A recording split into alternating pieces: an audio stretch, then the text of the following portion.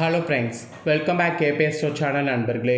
இன்றைக்கி இந்த வீடியோவில் ஒரு முக்கியமான ஜோதிட தாள்களோ ஒரு முக்கியமான ஆன்மீக தாள்களையோ அதிரடியாக கன்னி ராசினியர்களுக்கு பார்க்க போகிறோம். பார்க்குறதுக்கு முன்னாடி என்ன பார்க்க போகிறோம் அப்படிங்கிறத ஃபஸ்ட்டு சொல்லிடுறேன். என்ன பார்க்க போகிறோம் அப்படிங்கிறத ஃபஸ்ட்டு இன்ட்ரோவில் தெரிஞ்சுக்குங்க. ஒவ்வொருவருடைய வாழ்க்கையிலையும் ஒவ்வொரு மாயமான வாழ்க்கை இருக்கோ. அந்த மாயமான வாழ்க்கைக்கு காரணமே கிரகங்களும் ஆன்மீகங்களும் சொன்னால் உங்களால் நம்ப முடியுதா? கண்டிப்பாக அதுதான் உண்மை. நம்ம லைஃப்பில் நடக்கக்கூடிய எல்லாத்துக்குமே காரணம் கிரகங்கள். அந்த கிரகங்களையே ஆட்டி படைக்கக்கூடிய சக்தி ஆன்மீகத்தில் கடவுளுக்கு இருக்குது. அந்த வகையில் ஒரு மாதம்னு எடுத்துக்கிட்டால் அதில் 2 தினங்கள் ரொம்ப முக்கியமானதாக இருக்கும். ஒன்று முழு நிலவு வரக்கூடிய பௌர்ணமி, இன்னொன்று நிலவே வராத அமாவாசை. இது ரெண்டுமே ஆன்மீக ரீதியாக ஜோதிட ரீதியாக மிக முக்கியமான நாட்கள் என்று குறிப்பிடப்படுது. அதில் இப்போ ஜூலையுடைய 14ஆம் தேதி அமாவாசையானது வருது. கரெக்டாக இந்த அமாவாசை ஆனி மாதம் 30ஆம் தேதி ஆனி அமாவாசையாக வருது. அமாவாசை வரக்கூடிய கிழமை செவ்வாய்க்கிழமை. அதனால் இந்த அமாவாசை சூரிய கிரக அமாவாசை என்று அழைக்கப்படுது. இந்த அமாவாசையில் பிரபஞ்சத்தில் பேராற்றல் நிறைந்திருக்கக்கூடிய காரணத்தினால ஒவ்வொருவருக்குமே பித்ரு சாபங்கிறது நீங்கும். சிலருக்கு பித்ரு சாபம் வரும். அதில் கன்னி ராசியில் பிறந்த நேயர்களுக்கு பித்ரு சாபம் நீங்குமா நீங்காதா அப்படிங்கிறத தான் இந்த வீடியோவில் ஷேர் பண்ண போகிறேன். கன்னி ராசியில் பிறந்தவங்க யாராக இருந்தாலும் இந்த ஒரு வீடியோவை ஸ்கிப் பண்ணாமல் பாருங்கள். உங்கள் ராசியை சேர்ந்தவர்களுக்கு என்ன மாதிரியான பலன்கள் கிடைக்கும் அப்படிங்கிறத தெரிஞ்சுக்குங்க. அதாவது இந்த அமாவாசையில் பித்ருவுடைய சாபத்தால் உங்களுக்கு நல்லது வருமா, இல்லை பித்ரு சாபமே இல்லாத அளவுக்கு நீங்குமா அப்படிங்கிறத எல்லாமே உங்களுக்கு ஷேர் பண்ணுறேன். எல்லா தாள்களையுமே கன்னி ராசிக்காரங்க இந்த வீடியோவை முழுசாக பார்த்து தெரிஞ்சு பயன்பெறுங்க. அதோடு கன்னி ராசிக்காரங்களுக்கு அமாவாசையில் சில பரிகாரங்கள் செய்கிறதையும் சொல்ல போகிறேன். அந்த பரிகாரம் ரொம்ப சிம்பிளாக இருக்கும், ஆனால் உங்கள் தலையெழுத்தை மாற்றும். நிறைய பேர் அமாவாசை சாதாரண நாளுன்னு சொல்லி கடந்துடுறோம்.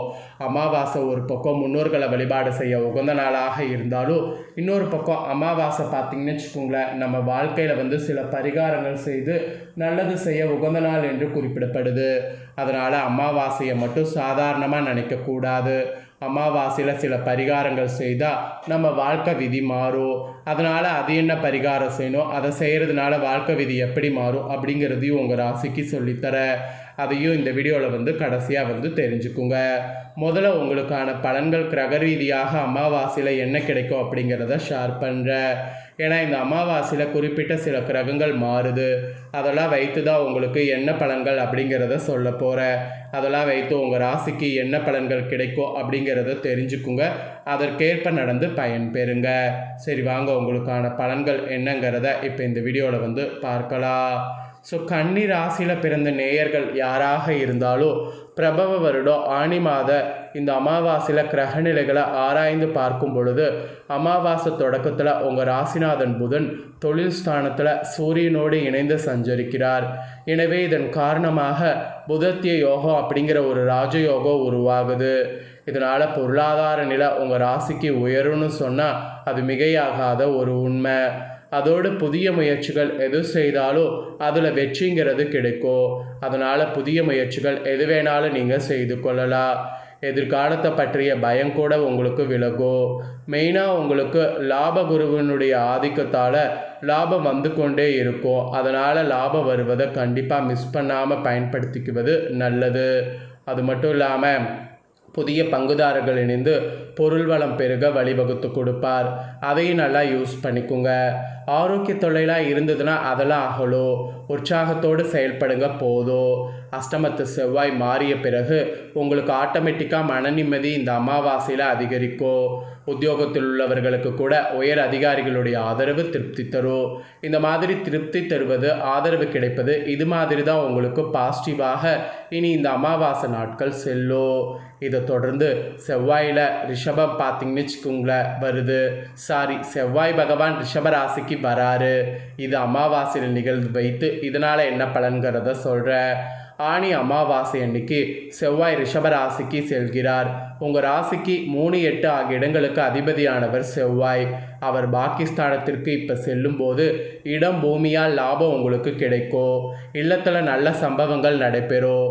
அதோடு கடன் சுமையின் காரணமாக வாங்கிய இடத்தை விற்றுவிட்டோமோ என்று கவலைப்பட்ட உங்களுக்கு புதிய இடம் வாங்கக்கூடிய யோகம் உண்டு. பல நாட்களாக நடைபெற்ற பஞ்சாயத்து இப்போ நல்ல முடிவிற்கு வரும். செவ்வாய் ரிஷபத்தில் சஞ்சரிக்கும் போது இதுவரை நடைபெறாத காரியங்கள் படிப்படியாக நடைபெறும். அதுக்கான துணிவோ தன்னம்பிக்கையும் கூடும். நேர்மறையான சிந்தனைகளை வளர்த்து கொண்டால் உங்களுடைய எண்ணங்கள் அனைத்தும் நிறைவேறும். ஸோ இந்த கிரக மாற்றத்தினால இதுதான் பலன், இதற்கேற்ப நடந்துக்கணும் என்பது உங்கள் ராசிக்கு குறிப்பிடப்படுது. இதை தொடர்ந்து சுக்கிரன் சிம்மத்துக்கு வராரு. இந்த கிரக பயிற்சியால் என்ன பலன்கிறத சொல்கிறேன், நோட் பண்ணிக்கோங்க. கடக ராசியில் சஞ்சரிக்கக்கூடிய சுக்கிரன் ஆணி அமாவாசையில் சிம்ம ராசிக்கு வருகிறார். உங்கள் ராசிக்கு 2, 9 ஆகிய இடங்களுக்கு அதிபதியானவர் சுக்கிரன். அவர் விரயஸ்தானத்துக்கு வர்றதுனால விரயங்கள் கூடும். குடும்ப முன்னேற்றம் கருதி அத்தியாவசிய பொருட்களையோ ஆடம்பர பொருட்களையோ வாங்குவதில் மகிழ்ச்சி காண்பீங்க. அதோடு பெற்றோரின் உடல்நலத்தில் கவனம் தேவை. வாகன யோகமானது உங்களுக்கு உண்டாகும். பயணங்கள் பலன் தருவதாக அமையும். ஸோ தாராளமாக பயணங்கள் மேற்கொள்ளுங்க. ஸோ சிம்மத்தில் சுக்கிரன் வரக்கூடிய இந்த ஒரு கிரகத்தினால இந்த மாதிரியான பலன் கிடைக்கும். இதற்கேற்ப நடந்துக்குங்க. ஃபைனலாக சனி வக்ரங்கிறது இந்த அமாவாசையில் இருக்குது. ஆணி அமாவாசையில் கரெக்டாக மீன ராசியில் சனி வக்ரம் பெறுகிறார். உங்கள் ராசிக்கு 5, 6 ஆகிய இடங்களுக்கு அதிபதியானவர் சனி. அவர் வக்ரம் பெறுவது ஒரு வகையில் நன்மை தான். 6வது இடத்திற்கு அதிபதியானவர் வக்ரம் பெறுறதுனால எதிரிகளுடைய தொல்லை குறையோ. லாப நோக்கத்தோடு பழகியவர்களை இனம் கண்டு கொள்வீர்கள். உத்தியோகத்தில் உயர் அதிகாரிகள் உங்கள் தேவைகளை பூர்த்தி செய்வார். கடன் சுமைக்கு பாதிக்கு மேல் குறையோ. மாற்று மருத்துவத்தால் உடல்நலம் உங்களுக்கு சீராகும். உங்கள் ராசிக்கு 1, 4, 9 ஆகிய இடங்களில் சனியின் பார்வை பதிகிறது. அதேபோல் குருவின் பார்வை சனியின் மீது பதிவதால் சனி பகவானின் கடுமை குறைந்து நன்மைகள் அதிகரிக்கும். குறிப்பாக குடும்ப ஒற்றுமை பலன்படும்.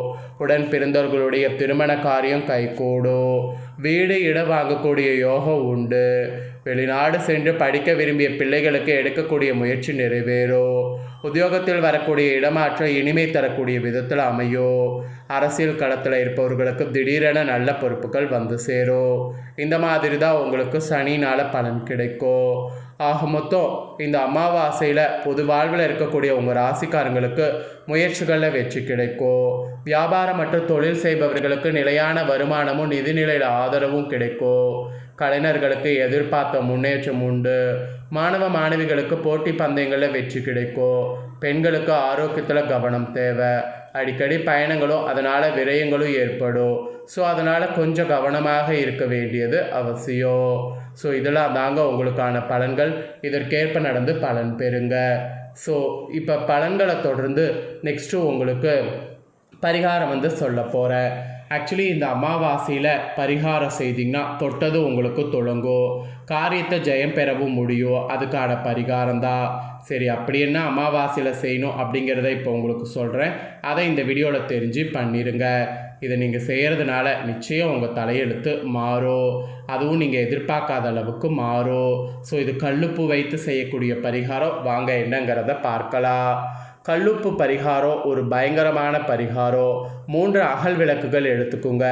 3 அகல் விளக்குகளில் கல்லுப்பை நிரப்பிக்குங்க. வீட்டுடைய வாசல், வரவேற்பறை, குளிரறை என வெளியே வைக்க வேண்டும். இது அமாவாசையில் வைத்து 3 நாட்கள் கழித்து இந்த கல்லுப்பை எடுத்து நீரில் கரைத்து விட்டு அகல் விளக்கை தனியாக பத்திரப்படுத்தி வைத்து கொள்ளுங்க. இதனால் வீட்டில் உள்ள எதிர்மறை ஆற்றல் திருஷ்டி நீங்கி நன்மைகள் வீட்டுக்குள்ளே பெருக தொடங்கும். அதனால் நம்பிக்கையோட இந்த ஒரு கல்லுப்பு வைத்து இந்த பரிகாரத்தை செய்திடுங்க. இந்த பரிகாரத்துக்கு வீட்டில் இருக்க கல்லுப்பை பயன்படுத்தலாம். கடையில் வாங்கி தான் பயன்படுத்தணும் அப்படிங்கிற அவசியம் இல்லை. வீட்டில் இருக்கக்கூடிய கல்லுப்பை பயன்படுத்தினாவே போதும், நன்மை உண்டாகும். ஸோ கல்லுப்பை வைத்து இந்த மாதிரி சிம்பிளான பரிகாரம் செய்தால் நீ சொன்ன மாதிரி என்னுடைய கஷ்டம்லாம் நீங்கி தொட்டது துளங்குமான்னு கேட்டிங்கன்னா நம்பிக்கையோடு செய்து பாருங்கள், கண்டிப்பாக நல்லதே நடக்கும். ஸோ இது ரொம்ப ஒரு சக்தி வாய்ந்த பரிகாரம். ஸோ இந்த வீடியோவில் பரிகாரம் பலன்கள் எல்லாமே உங்கள் ராசிக்கு ஷேர் பண்ணிட்டேன். ஷேர் பண்ணதை இந்த வீடியோவில் உங்கள் ராசிக்கு நீங்கள் தெரிஞ்சிருப்பீங்க. தெரிஞ்சதுக்கேற்ப நடந்து பயன் பெறுங்க. இது நீங்கள் பார்த்தது போல் உங்கள் ஃப்ரெண்ட்ஸ் ஃபேமிலி இருக்கவங்களும் பார்த்து பலன் பெறணும்னு நினச்சிங்கன்னா வீடியோ லைக் பண்ணி ஷேர் பண்ணுங்கள். அவங்களும் கன்னி ராசிக்காரங்களாக இருந்தால் பார்த்து பயன்பெறட்டும். இதே போல் புதிய தகவல்கள் நம்ம சேனலில் நிறைய வரும். அதே எல்லாமே உடனுக்குடனே தெரிந்து கொள்ள மறக்காமல் நம்ம சேனல் சப்ஸ்கிரைப் பண்ணுங்கள், கூட பெல் பட்டனை ப்ரெஸ் பண்ணுங்கள். அதை நீங்கள் பண்ணிட்டீங்கன்னா இனி நான் போகிற மற்ற அப்டேட்டான எல்லா வீடியோஸும் உடனுக்குடனே தெரிந்து கொள்ளலாம். ஸோ மறக்காமல் பண்ணுங்கள். சுவாரஸ்யமாக இதே போல் வேறொரு புதிய வீடியோவில் உங்களை சந்திக்கிறேன். சப்ஸ்கிரைப் பண்ணி பெல் பட்டனை ப்ரெஸ் பண்ணுங்கள். அப்போ தான் நான் போடுற வீடியோ உடனுக்குடனே தெரிஞ்சுக்க முடியும். நன்றி.